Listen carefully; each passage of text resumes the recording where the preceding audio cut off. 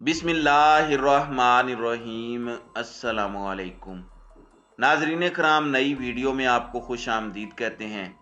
कप्तान की बहुत बड़ी फरियाद सुनी गई है और इम्पोर्टेड सरकार और इलेक्शन कमीशन को एक बहुत बड़ा धचका लगा है, जबकि दूसरी जानिब मुल्क के अंदर जो हालात ख़राब हो चुके हैं और जिस तरह की सूरत हाल है कौमी सलामती कमेटी के हवाले से कुछ मज़ीद डिटेल्स भी हैं इस इजलास की जो आपके सामने रखनी है। जबकि दूसरी जानिब इस्लामाबाद की फोर्सेस को रेड अलर्ट जारी किया गया है और पार्लियामेंट हाउस पर हमले का इस वक्त खतरा है। यानी हालात इस कदर कशीदा हो चुके हैं और हालात सूरत हाल इस कदर संगीन हो चुकी है। एक जानिब हमारे मुल्क को मुआशी मसाइल का सामना है, हमारी मईशत दिवालियापन के दहाने पर खड़ी है, तो वहीं दूसरी जानिब दहशत गर्दी भी हमारे दरवाजे पर दस्तक दे रही है और अब कुछ बड़े फैसले लेने का वक्त भी आ चुका है।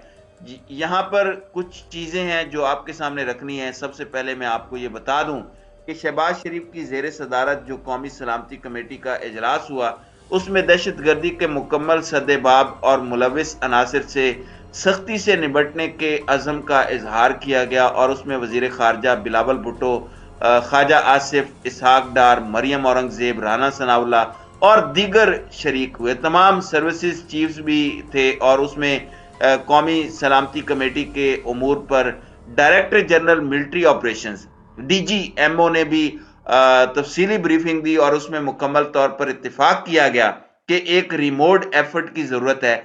जबकि दूसरी जानिब मैं आपको ये बता दूं कि वफाकी दारुल हुकूमत इस्लामाबाद में दहशत गर्दी के मुमकिन खतरों को रोकने के लिए पार्लियामेंट हाउस की सिक्योरिटी सख्त कर दी गई है। नाकों पर FC के जवानों को तैनात करने का फैसला भी किया गया है, जबकि पूरे के पूरे शहर इक़्तिदार में, मुल्क के कैपिटल में, दारुल हुकूमत में मुख्तलिफ मकामात पर सर्च ऑपरेशन भी इस वक्त किए जा रहे हैं। तफसीलात के मुताबिक इस्लामाबाद में पार्लियामेंट हाउस की सिक्योरिटी सख्त कर दी गई है। पार्लियामेंट हाउस के बैरूनी गेट पर फ्रंटियर कोर यानी FC को तैनात किया गया है। पार्लियामेंट हाउस में मुलाजिमीन के अलावा हर किस्म के लोगों का दाखिला बंद कर दिया गया है, जबकि कमेटियों के इजलास भी मुलतवी कर दिए गए हैं। यानी पार्लियामेंट की जो कमेटीज अपना काम कर रही होती हैं, उसूलन अगर हम कानून और आइन को देखें तो हमारे सारे जो नेशनल असम्बली के मेंबर्स और सेनेटर्स हैं वो लॉ मेकर्स हैं और यही वो कमेटीज हैं जिन्होंने काम करना होता है, जिन्होंने मुल्क चलाना होता है। वैसे मुल्क तो कोई और चलाता है, मुल्क इन कमेटीज के सर पर तो नहीं चलता। खैर, इस वक्त ये बड़ी अलार्मिंग चीज़ है कि कमेटियों के इजलास भी मुलतवी कर दिए गए हैं, जबकि मजमूई तौर पर पूरे शहर में पुलिस ने सिक्योरिटी बढ़ा दी है। मुख्तलिफ मकामात पर सर्च ऑपरेशन किया जा रहा है और इस्लामाबाद और रावलपिंडी जो जुड़वा शहर हैं, इनके लारी अड्डों और होटलों में भी सर्च ऑपरेशंस किए जा रहे हैं और सियाहती मकामात, टूरिस्ट एरियाज पर भी बड़ी हैवी किस्म की सर्चिंग चल रही है। जबकि दूसरी जानिब शहर में जितने भी नाके हैं उन सब के लिए FC लगाने का फैसला किया गया है। कैपिटल पुलिस ने FC के 1000 एहलकार बुलवा लिए हैं। शहर के 25 मकामात पर नाकों के लिए पुलिस के साथ FC एहलकार भी तैनात होंगे। पुलिस का कहना है कि इस तरह से नाकों की इस्तेदाद बढ़ाई जाएगी और ये एक बड़ी अलार्मिंग चीज़ है। इस वक्त पाकिस्तान के तमाम बड़े शहरों के अंदर खतरात सर उठा रहे हैं। मामलात कोई ज़्यादा अच्छे नहीं हैं, मामलात कोई ज़्यादा खुशगवार नहीं हैं। वहीं दूसरी जानिब नेशनल सिक्योरिटी कमेटी के इजलास में अब दहशत गर्दी के खिलाफ एक बड़ा ऑपरेशन करने का फैसला भी कर लिया गया है। लेकिन ये सवाल कौन पूछेगा कि किसकी कौन सी पॉलिसी की वजह से एक हंसता बसता मुल्क तबाह हुआ। और दहशत गर्दी के खिलाफ हमने बड़ी थका देने वाली जंग पहले भी लड़ी है। हमारे इदारों और हमारी फौज ने बड़ी कुर्बानी दी, हमने जवान शहादतें देखी। हम वो सब दोबारा नहीं देखना चाहते। हम सब ये चाहते हैं कि इसके सर उठाने से पहले ही इसको कुचला जाए।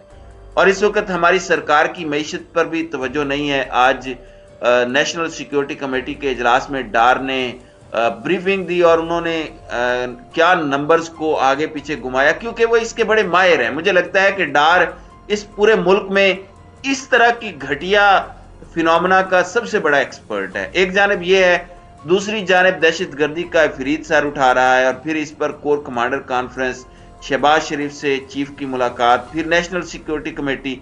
لیکن حکومت کی ابھی بھی ٹینشن یہ ہے کہ پنجاب میں کیسے جوڑ توڑ کیا جائے، اقتدار کیسے بچایا جائے، اور یہ وہ چیز ہے جو بتا رہی ہے کہ اگر اس ملک کے اندر ایک مرتبہ پھر دہشت گردی کی لہر نے سر اٹھایا تو قصوروار کون ہوگا، کس کی نیگلیجنس، کس کی مجرمانہ غفلت کو اس پر مورد الزام ٹھہرانا ہے۔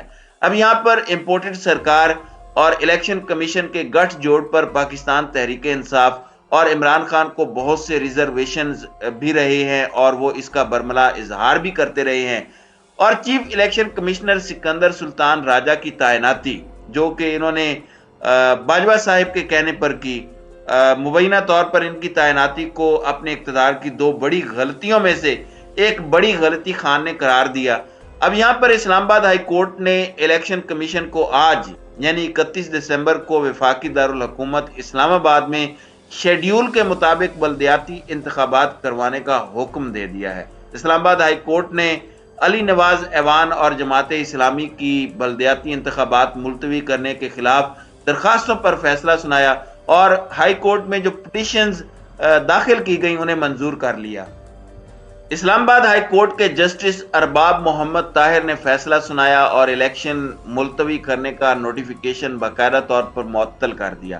ہائی کورٹ نے الیکشن کمیشن کو 31 دسمبر کو شیڈیول کے مطابق بلدیاتی انتخابات کرانے کا حکم دے دیا ہے، اور اس سب کے اندر عدالت نے وزارت داخلہ کا 19 دسمبر اور الیکشن کمیشن کا 27 دسمبر کا حکم کالعدم قرار دے دیا ہے، یعنی کہ یہ الیکشن کمیشن کو بھی بڑی چپیڑ پڑی ہے، اور وزارت داخلہ نے جو اس حوالے سے حکم جاری کیے تھے انہیں باضابطہ طور پر کالعدم قرار دیا ہے، اور عدالت نے اس حوالے سے تحریری فیصلہ جاری کیا، اور اس تحریری فیصلے میں کہا گیا ہے کہ وفاقی حکومت جو کہ بھاگ رہی ہے اور الیکشن کمیشن بھی بھاگ رہا ہے، وفاقی حکومت انتخابات یقینی بنانے سے متعلق الیکشن کمیشن آف پاکستان کی معاونت بھی کرے۔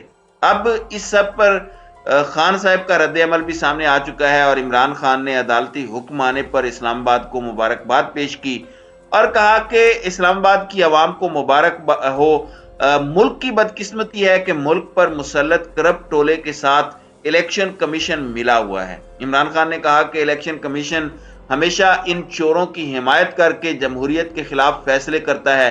Election commission of Pakistan election کرانے سے بھاگ رہا ہے کیونکہ اسے پتا ہے کہ الیکشن اس ٹولے نے ہار جانے ہیں، اور الیکشن سے بھاگنا کون سا سیاستدان بھاگتا ہے؟